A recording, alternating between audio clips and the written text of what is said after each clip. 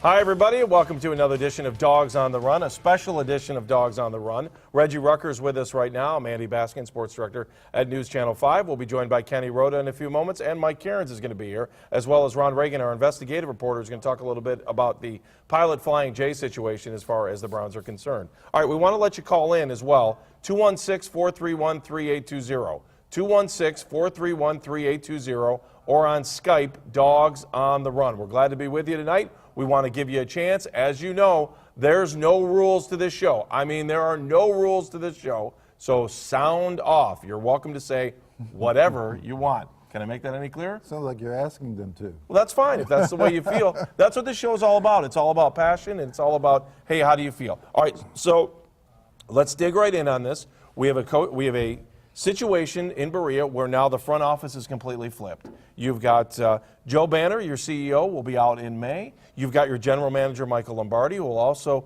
be packing his bags if he hasn't already. And Ray Farmer will be moving into a new office, or at least they're going to change the title on his door to say general manager rather than assistant general manager. Your take on the entire thing? Well, there are two ways I can look at this. One could be backward looking and how did we get here? You know, who did this? Who did that? You know, why did they do this? Or there's forward looking, which seems to be Ray Farmer's take on this. They kept trying to, the media that is, kept trying to draw Ray Farmer into some controversy about why he's where he is. He wasn't having any of it. It doesn't matter for him how he got there. It's where you are now, and he looks at it as an opportunity. And that's how I see this. I see this as an opportunity for Cleveland fans. I thought Joe Banner, Andy, actually was toxic for this region, for the team, and for fans. And Mike Lombardi, well, he never really did find a home here the second time around. Let's define toxic. What do you mean? Well, I think that divisive. I don't think that he was very well liked. And I think when you are a member of this organization, the Cleveland Browns, I think there's a certain responsibility that you have to the fans and to the region and to everyone to conduct business as if you represent a community asset. And I don't think he did that. I think he was very arrogant. And I think that when you look at a lot of the moves that were made, certainly there's a lot to be desired from the decisions he made. I think the situation is interesting, Reggie. And we're going to take your phone calls here in just a moment at 216-431-3820. We're also going to go to Kenny Rhoda in a minute. I look at the situation and I wonder about a couple key points over the last year or two. First of all, I'll go back to when Jimmy Haslam got the team and took over in Indianapolis, and he said this team was being run by a de facto owner. Now, when he said that, to me, that laid down the law. He was going to be active. I think the pilot Flying J situation made him draw back, and I don't think there's any question about that. Yes. I think that that's a situation where Joe Banner may have took advantage of the situation. Because, I mean, you look at all the things that Joe did, and he was in charge of everything. And, you know, you may not like what he did or you may not like this. He didn't care. He was moving forward. Well, let's use another term, sort of moving into the void. When an owner is not around and the assistant or one of the other employees is assuming control, there are going to be things that person is going to, the decisions that person is going to make based upon their understanding, their knowledge, and their experiences and their skill set. And it may not be the ones that are absolutely best for the team. And I thought we saw a lot of that here over the last year.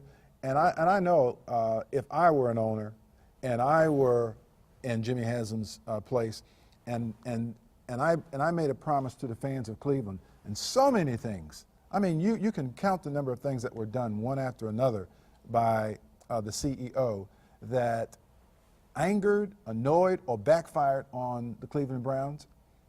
At the end of the day, the owner has to come in and say, you know, I got to gain control of this. I've got to understand what's happening. I got to know who's reporting to me. I got to know the lines of accountability, and I thought that's what Jimmy Haslam did. All right, Reggie's got about 5 minutes with us left. So if you have a phone call or a question for Reggie or a question for me, we're going to take it real quick here at the top of the show. We will get to Kenny Rhoda in just a moment or two, and Mike Cairns is going to join us too. I want to take our first phone call. I know Coach Austin has been sitting around. Coach Austin, how are you today?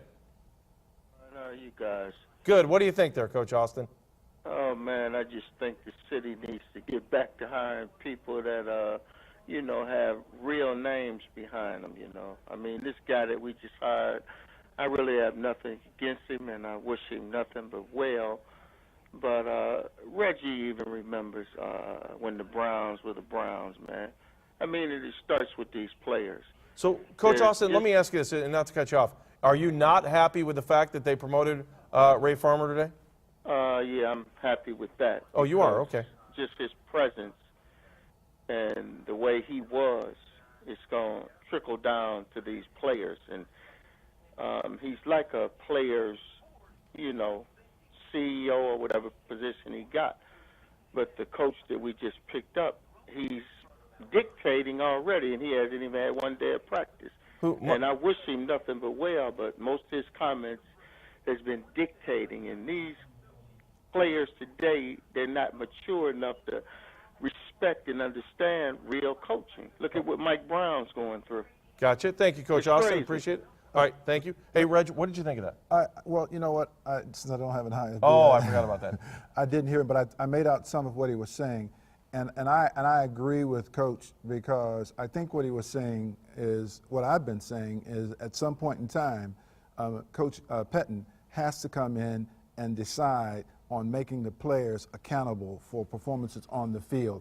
And the blame has to stop going into all of these other directions, because even at the end of the day, if you make the wrong decision on player A versus player B, if you made the wrong decision, player B shouldn't be that much worse than player A. Right. So the differences in terms of performance shouldn't be as dire as we are seeing in our win-loss record.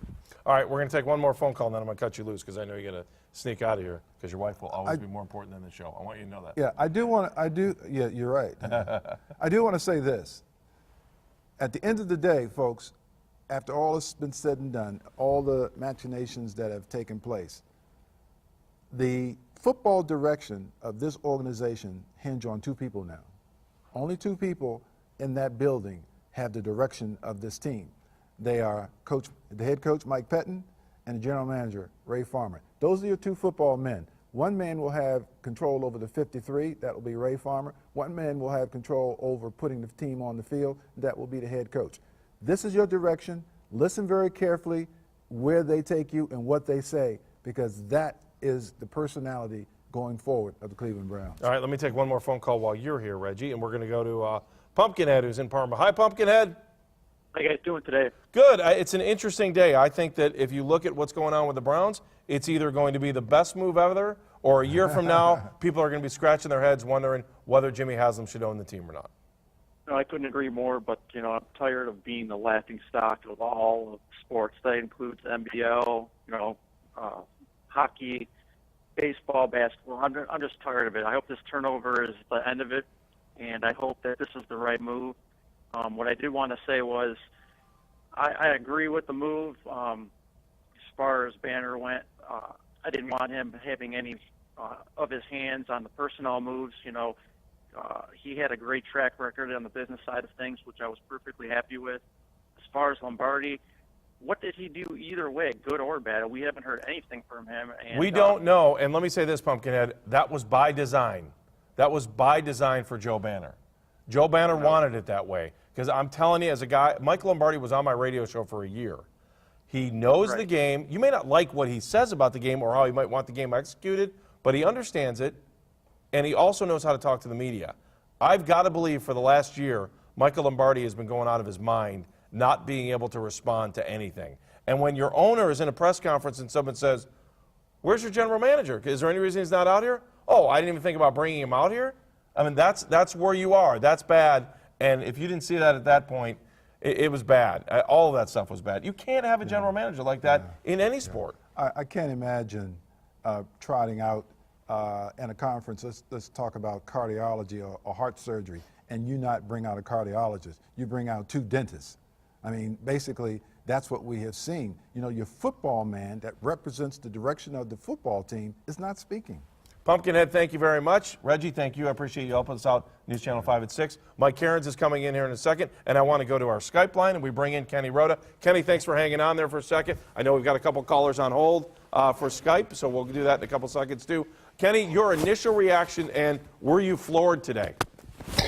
I was floored, absolutely, I think like everybody else. But if you remember, Andy, when I was on your radio show with you and Jeff, I told you a couple of weeks ago, there was total chaos in that front office of the Cleveland Browns, and it came to a head, I guess, late last night when Jimmy Haslam decided to cut loose the two guys that created that chaos in Joe Banner, Dr. No, and Mr. Freeze, Mike Lombardi. And I think it was the right move, and I'm going to pat Jimmy Haslam on the back for making that move. But also I'm going to rip Jimmy Haslam because he's the guy that agreed with the NFL to bring Joe Banner on and then allow Joe Banner to hire Mike Lombardi. So you always have to start at the top.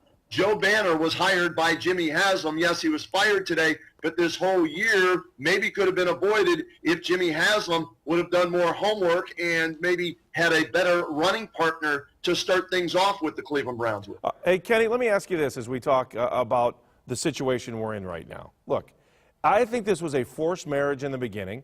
I think that Joe Banner said to Jimmy Haslam, and the NFL got involved, and all of a sudden it was like, hey, we need a guy that's going to help us out a little bit here to run the football operation. Jimmy, we think this is the right guy for you. And now you're asking someone to get married after they haven't even gone on a date. I think it was bad from day one. I agree with you. Before we came on the air here, I was on the phone with a former NFL exec who had been with 3 different teams, and we were talking about the whole situation with the Cleveland Browns, and this is what he said to me about Joe Banner. 2 things that I wanted to share with you. I wrote it down. Joe's kind of a scary figure. He'll cut you and let you bleed to death, especially if you're an older player.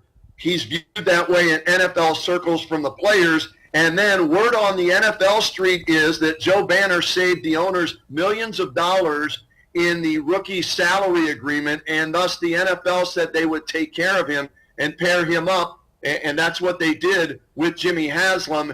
And the marriage, like you said, that just didn't work. So everything surrounding Joe Banner was negative from the get-go, and yet he was still the guy that was in total control. Had all, everybody answered to him as far as the football decisions go, and he's not a football guy. That was the other thing that I was told. No way is he a football man. He's a businessman, not a football man, and that's why this move was made today finally. After a year, the person told me, they said, hey, you're lucky they made it after a year, and this didn't drag on for a second year. So from that standpoint, it's a major positive.